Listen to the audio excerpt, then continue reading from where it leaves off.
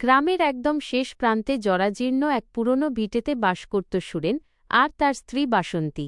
বহু বছরের পুরনো সেই মাটির বাড়িটার দেওয়ালে নোনা ধরেছে, আর উঠোনের কোণে একটা বিশাল অশ্বত্থ গাছ দিনরাত ডালপালা নাড়িয়ে অদ্ভুত শব্দ করে।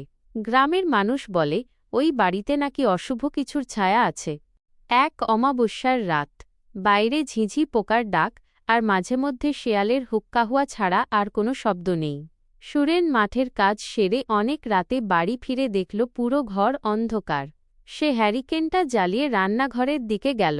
সেখানে গিয়ে দেখল বাসন্তী পিঠ ফিরিয়ে মাটির উনুনটার সামনে বসে আছে। তার চুলগুলো অবিন্যস্তভাবে পিঠের ওপর ছড়িয়ে রাখা। সুরেন ক্লান্ত গলায় বলল, বড় খিদে পেয়েছে গো, কিছু খেতে দাও।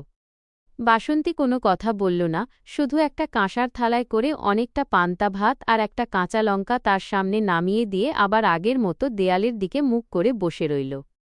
সুরেনের খুব অদ্ভুত লাগল, কারণ বাসন্তী সাধারণত এমন চুপচাপ থাকে না। সে ভাতের প্রথম গ্রাসটা মুখে দিতেই থমকে গেল।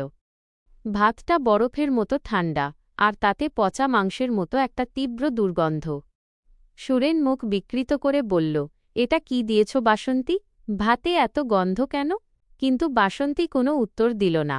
হঠাৎ সুরেন দেখল হ্যারিকেনের অল্প আলোয় বাসন্তীর ছায়াটা দেয়ালে কাঁপছে, কিন্তু সেই ছায়াটার আকার যেন আস্তে আস্তে বদলে যাচ্ছে। ছায়াটার হাতগুলো অমানুষিক লম্বা হয়ে সিলিং পর্যন্ত পৌঁছে যাচ্ছে।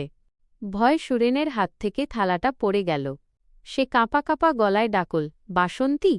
এবার বাসন্তী ধীরে ধীরে তার মাথাটা ঘোরাতে শুরু করল, কিন্তু তার দেহটা আগের মতোই দেয়ালের দিকে ফিরে রইল।